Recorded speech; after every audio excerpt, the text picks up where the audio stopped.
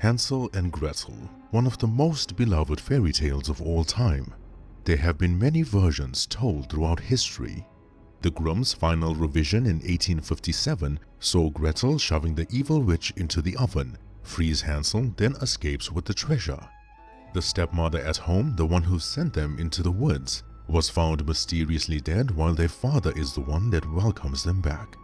The initial version in 1812 told the same story, but they used the siblings' own mother, probably to emphasize the theme of child abandonment, which is the darker premise for this fairy tale.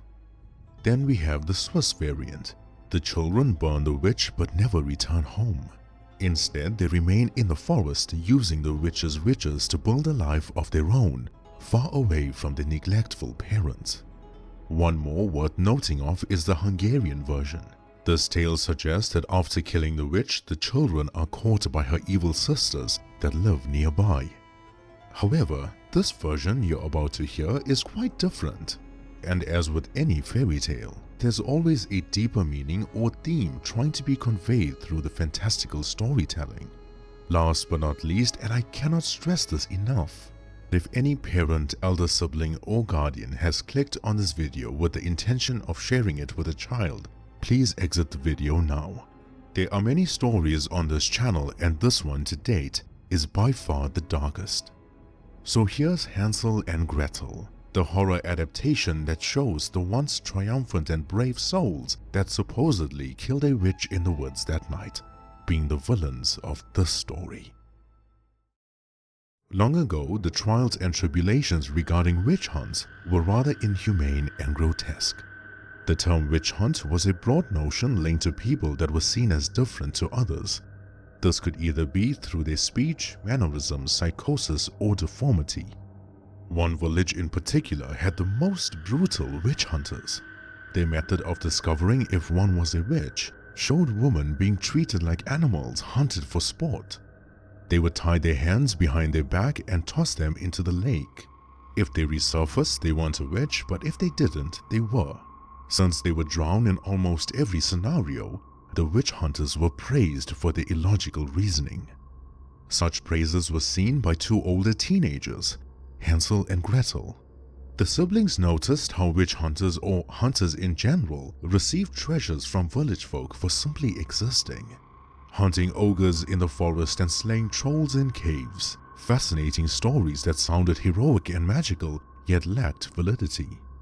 Their evil stepmother would constantly hound them day and night. "You two are good for nothing," she would tell them. "Why should other parents be praised for the achievements of their children, while your father and I have to hide our faces in embarrassment? When will you two do something that will reward us with riches like the rest? Must we beg?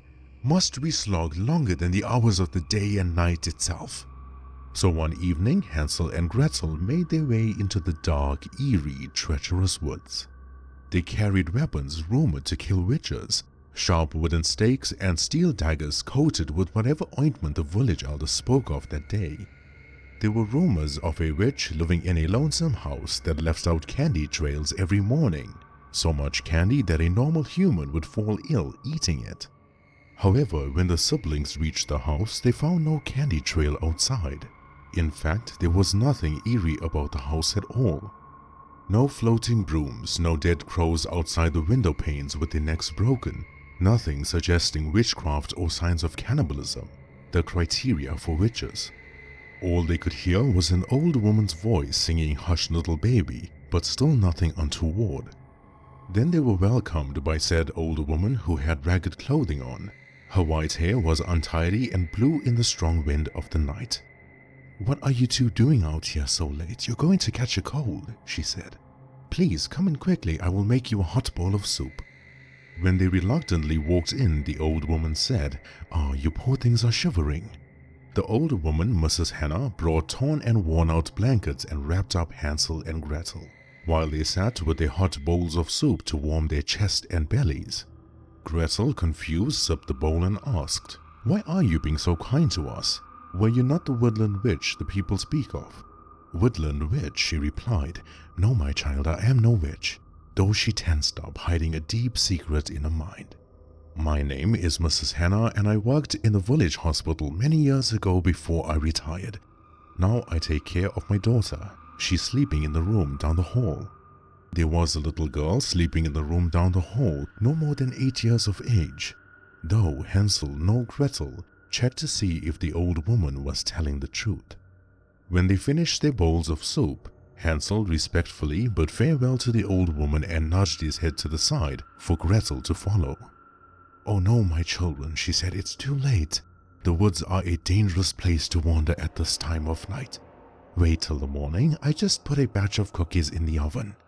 Hansel refused kindly, but Gretel nudged him in his stomach. "Why certainly," Gretel replied, while taking Hansel aside to talk to him. She whispers, "Let's kill the old woman." "What?" Hansel shouted. "Shh. Use your head and not your heart for a change. Look at all the food she has. Look at where she stays. No one will know a damn thing. How long should we take those insults from Mama and Papa? We can take everything she has." "She's an old harmless woman, Gretel. She said she's taking care of her child. Don't be foolish." "And how true is that? Look at her age. You really think she has an 8-year-old child? Where is her husband that the child sprout from the ground? Think, Hansel, think. Why is she putting out candy trails every morning? She may not be a witch, but she is rather odd. The witch hunters say she could easily be disguised or lie with persuasion." Hansel ponders for a moment. "She may not be a witch," he repeated. "Yes, that's what I just said." "No," Hansel replied. "I know she's not a witch. You know she's not a witch. But the village doesn't. None will be the wiser." Gretel smiled cunningly, nodding her head like she was proud of her brother. The woman was old. She probably had 2 to 3 years left. She wasn't higher up in the village or part of the community. No harm, no foul. Then they walked back into the kitchen as the old woman had the oven door opened, checking the baked cookies. Hansel shoved Mrs. Hannah, but she resisted, engaging in a tussle with him. Then Gretel struck the woman behind her head with a rolling pin, dropping her to the ground. "Hurry," the siblings told each other. "Shove the woman into the oven." With all the chaos and mayhem happening around them, Hansel and Gretel never realized the oven was off. Still hot enough to burn the old woman's legs to a crisp, but off. The rest of her body hung outside the oven door. Hansel gathered whatever little scraps that he could find and packed it into a sack found underneath the kitchen table. Then Gretel took a match, struck it on the matchbox and burnt the tablecloth, burning the table along with it and watching the fire spread. "What the hell are you doing?" asked Hansel. "Shut it," Gretel replied arrogantly. "We have to make sure the old woman dies and no villager finds out what we've done." And so, when the house caught on fire, the siblings left the woods with the old woman's belongings, not caring to turn back even once. Mrs. Hannah groaned in pain, opening her eyes slowly, only to see her house burning to the ground. But in front of her was the little girl crying. She kept running to the door, screaming with all her might, but no sound. The poor thing was mute. Mrs. Hannah forgot all about the pain. She forgot about the lower half of her body crumbling like dried meat as she dragged herself out of the oven. "Please, my baby, get out of here," she says, though she noticed the child would never leave her. The girl with her tiny body tries to help her mother out of the house, though her tiny fingers were no help trying to pick up the dead weight of Mrs. Hannah. But the old woman, even in her final moments, stayed true to her word. She got the child out of the burning house and handed her a crumpled letter from her pocket.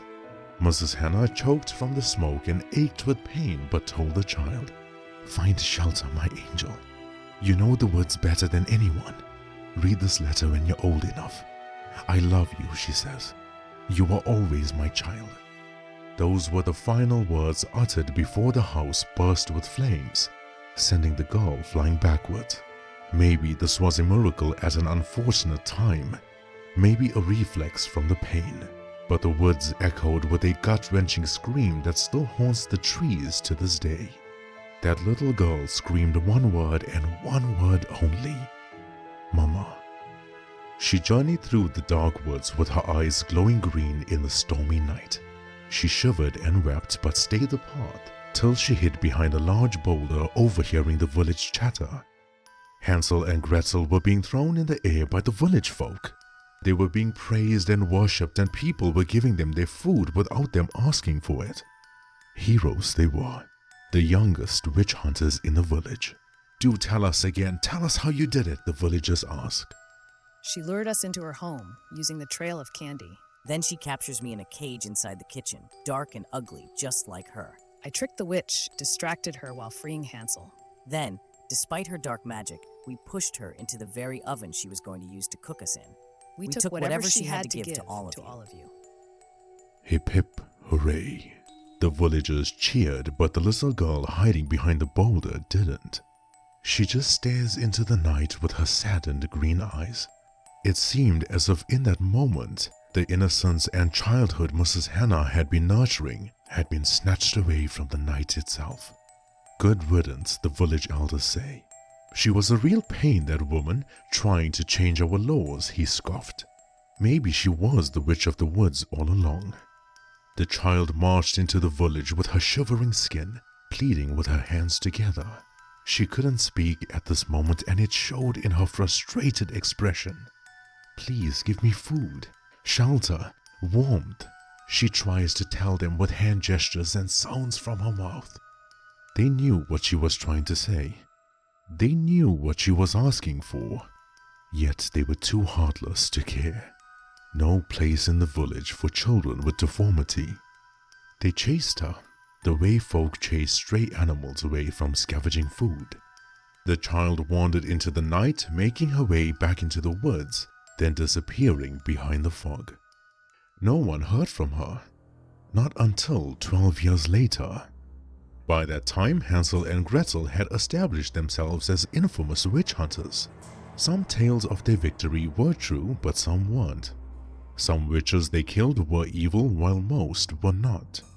Nobody paid attention to the loopholes in their stories, or maybe they did, but they never cared. Maybe they were too scared for standing up for what was right. Maybe they were terrified of being alone. But 28-year-old Hansel and 29-year-old Gretel received word from another village of a witch problem. Same old procedure. Ask questions, receive coin that was far too much for either of them, then get rid of the problem. This case they were working on had brought back memories they thought they had forgotten. There was a witch living deep within the woods, they said. She's evil, frightening, and rumored to make things move by merely pointing at it. That part never scared Hansel and Gretel, not like the next part at least. They said she left a trail of candy outside a house in the woods. Hansel and Gretel, armed with their weapons and false bravado, made their way into the woods on a dark, gloomy evening. The rain was heavy and the thunder ominous, just like the treacherous path they traveled on. The air felt colder, heavier, while the trees whispered secrets that were once forgotten. Then they reached the candy trail outside the house. Hansel and Gretel tensed up, feeling the pressure in their bones. Maybe there was a villager that knew what happened 12 years ago. But what they heard next sent chills down their spine.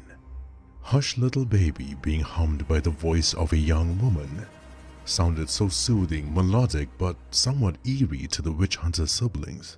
Now they've become hesitant in their footsteps. For the first time in a long time, could this really be a witch and not some false accusations by the imperial guards or the village elders? Hansel tightened the grip on the axe as he walked towards the door. "Hansel and Gretel, witch hunters, you've certainly heard of us. You can make this easier by surrendering willingly, or we can take your head back to the village." Just as Gretel was going to kick the door down, she was startled by the loud caws of a raven on the tree branch behind her. The raven turned its head side to side, staring deep into Gretel's eyes, then darted forward towards her. Its black feathery wings flapped in Gretel's face, while its beak poked through her eye socket, removing her eye completely.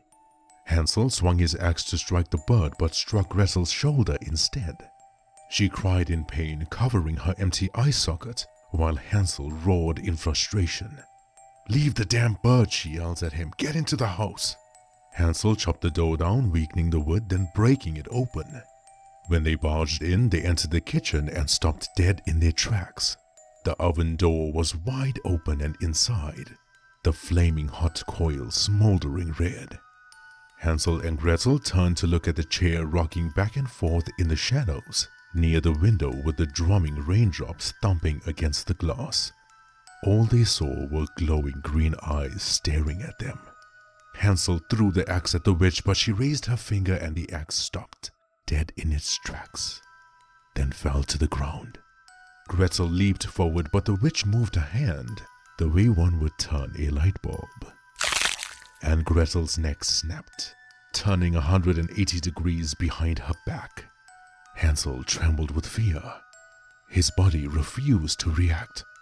His instincts failed him in that moment the way that his cunningness should have failed him 12 years ago. The house grew darker than a shadow, and his scream echoed throughout the woods that night.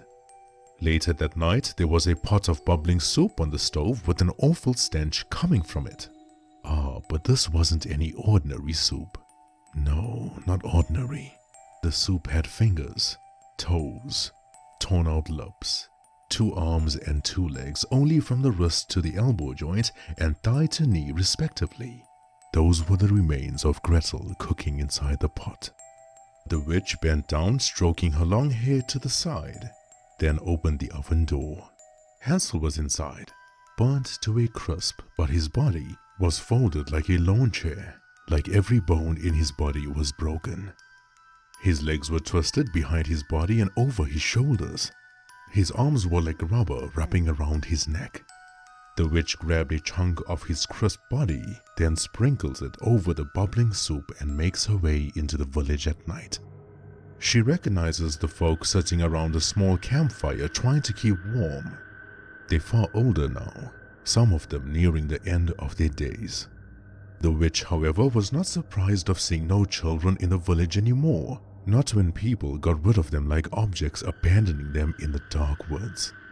They saw this tall, slender woman wearing a warm black jacket walking towards them while carrying a large pot. They saw the steam coming from it, but they never noticed the woman able to carry the pot without oven mitts. She kept the pot in the middle of the crowd as they rushed to it like vultures. No stench would hinder them from leaping at the soup. They would eat or drink anything to keep them warm, to keep them starving to death in the winter. "Thank you," they cried to her. Though the witch never said anything. How could she? She'd still be mute the way she was 12 years ago. But as the villagers choked and suffocated on the soup, falling like dominoes, not realizing their beloved Hansel and Gretel were now in their bellies, the witch removed a letter from her pocket. An old, crumpled letter that had drops of water on it, like someone had been crying while reading it. The witch kissed the folded letter while closing her eyes, then gently and neatly unfolds it while keeping it over the villagers' bodies. She walks away into the night, feeling immense sorrow and pain in her chest. Her tears were rapid and heavy, drenching her face more so than the rain ever could. But now she breathes easier. Now she feels the weight on her shoulders have finally been lifted. Here's what the letter said. My name is Mrs. Hannah. Some of you know me for my work as a retired nurse. I write this letter with a heavy heart and sincere intention that my plea will not only be heard, but understood. By law, I have to declare any supernatural activity and/or persons residing in my home. A child with green eyes was left in the woods in the pouring rain a few nights ago. The poor thing shivered, cried, and begged me for food. I realized she was mute. I later found out her parents, out of fear or sheer negligence, had abandoned her in the woods. Yes, she is a witch.